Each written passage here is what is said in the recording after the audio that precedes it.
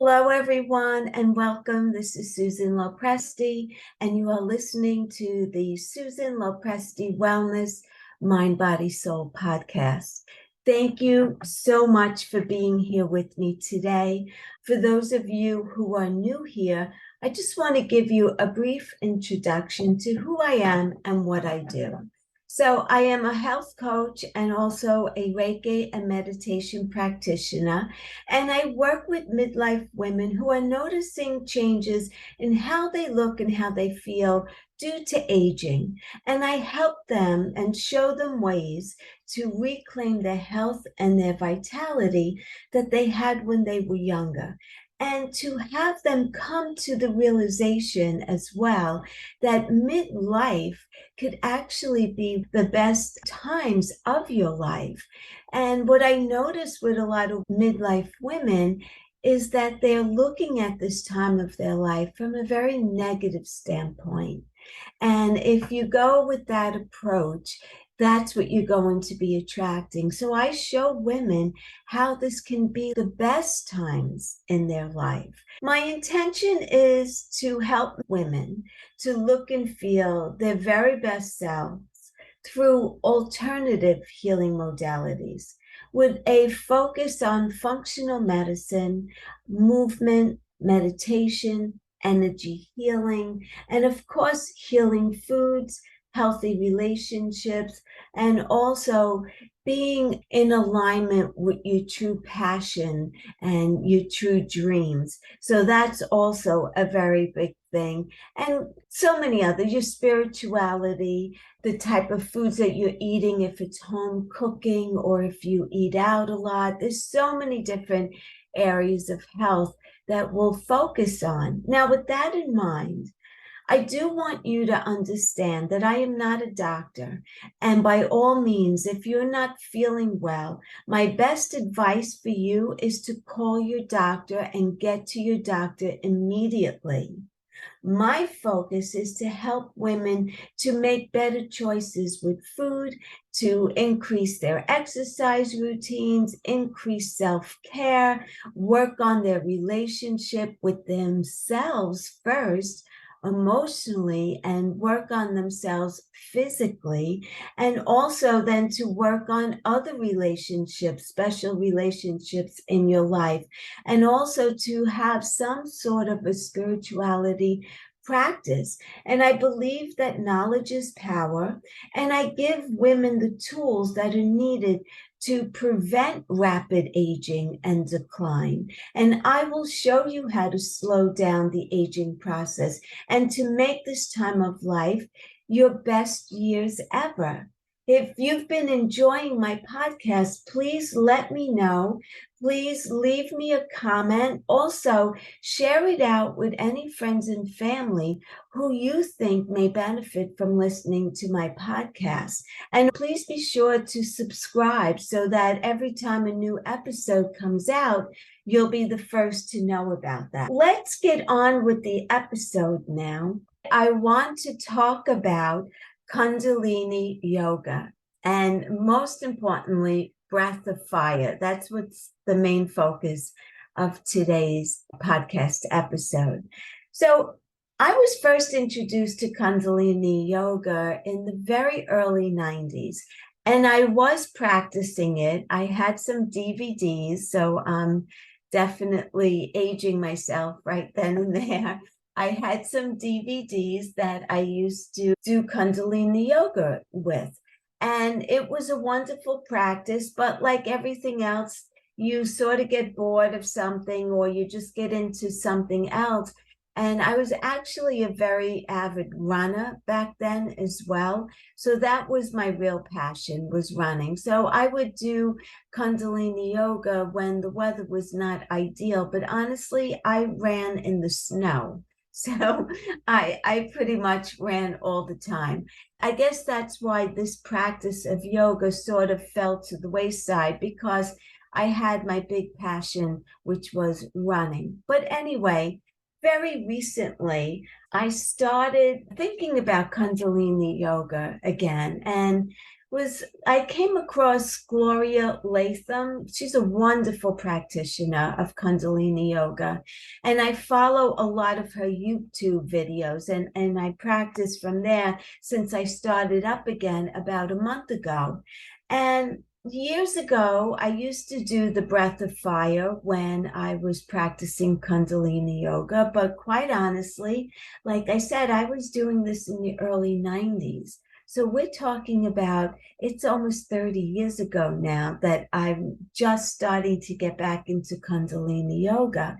And so the first time that I practiced again this time, this session included a lot of breath of fire.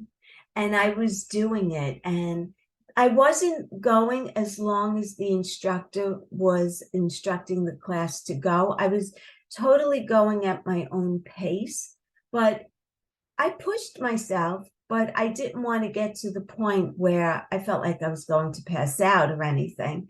And if you're doing breath of fire and you feel like that, you're probably not doing it the right way. So anyway, I had my own pace. At the end of, I would say it was a 25 or 30-minute yoga practice that I was doing, I felt so good. My mind felt sharp. It felt clear. I was focused. I had a great day of different things I wanted to do in my business for the day. And I zoomed through all of this to-do list that I had. And it was just an unbelievable day. And so right away, I started thinking about, why is that? What happened that I feel so good? And honestly, I don't remember back in the early 90s how the breath of fire made me feel. I mean, it was 30 years ago. So of course, my curiosity got the best of me. And like always, I went to Dr. Google, right, to find out what the health benefits are of breath of fire. And so here's pretty much what I found out. I found out that expanding your lung capacity and activating the deepest regions of your lungs that aren't used for typical breathing, they strengthen your vital strength and your nervous system. It increases your resistance to stress, which we could all use that, right? The breathing technique involves passive, normal inhalations and powerful, rapid exhalations. And this style of forced exhalation may help reduce stress, boost brain function. Like I said, I definitely saw that immediately. And this was before I looked up the benefits. It also improves your respiratory health. It's been said to strengthen the abdominal muscles, which I could totally see because the way you're exhaling, and it also improves digestion. So how often should you do breath of fire?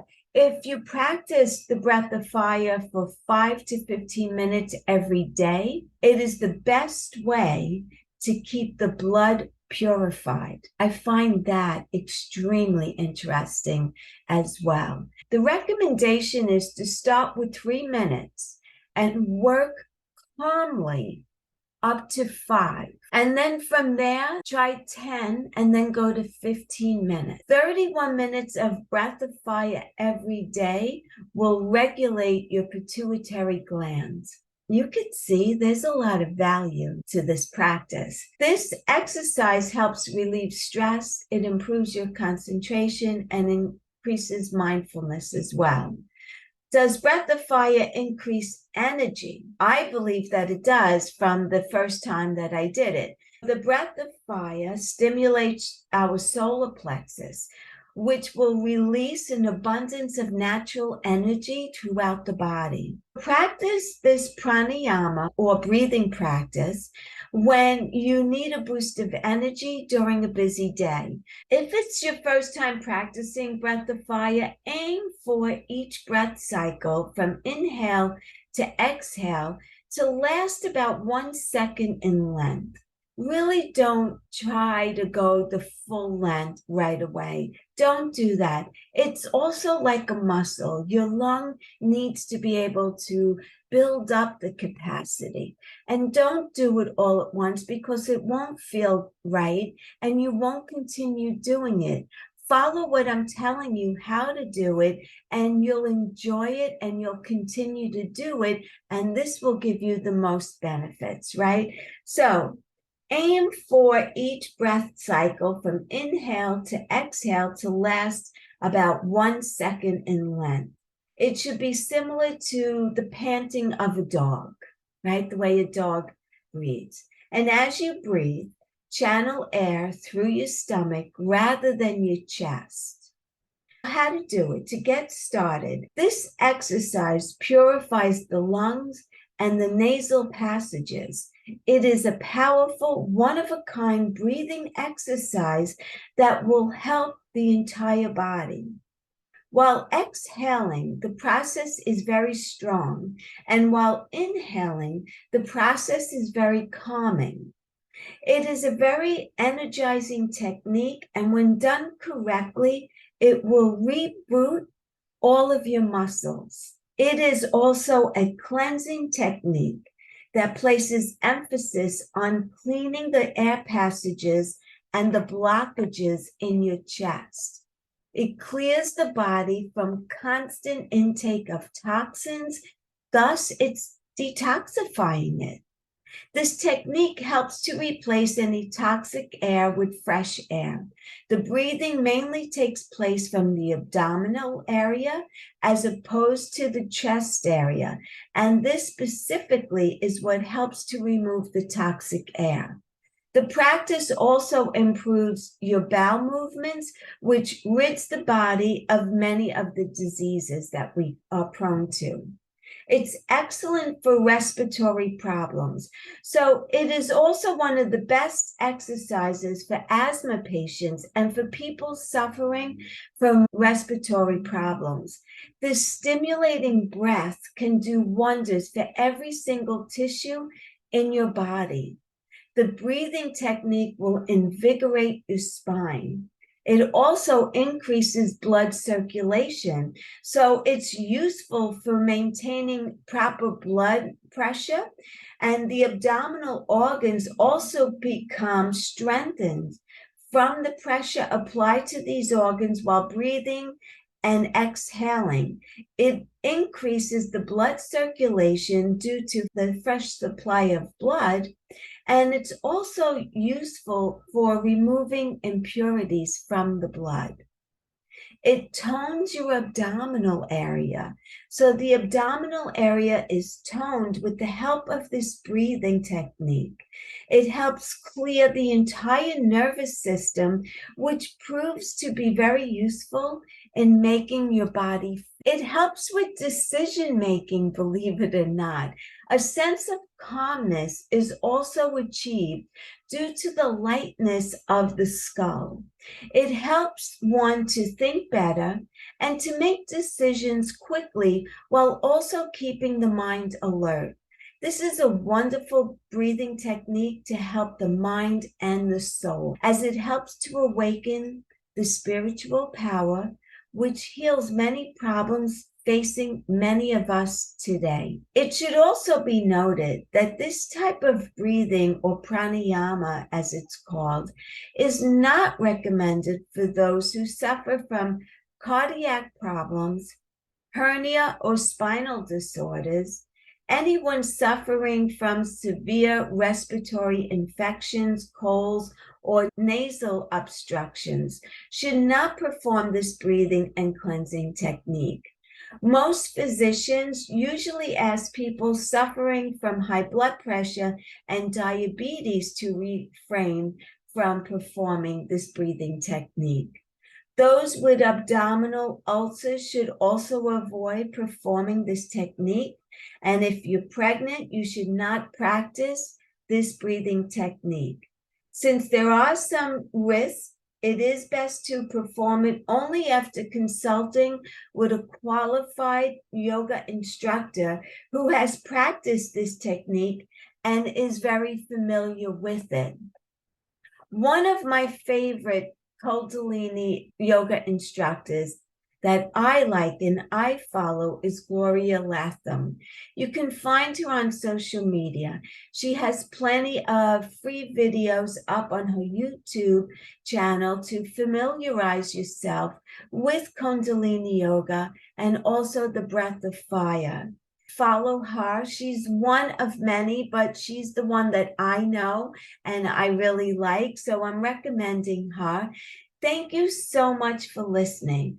I love inspiring and giving my listeners new ideas for ways to improve your health and to stay healthy for many years to come.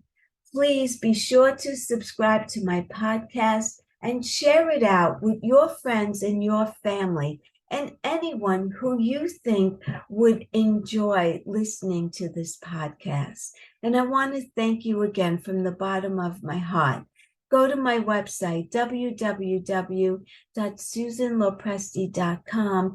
There you can find out more about me and my health coaching programs and all of my other information. Thank you again. Until the next time, stay well, be happy, and bye for now.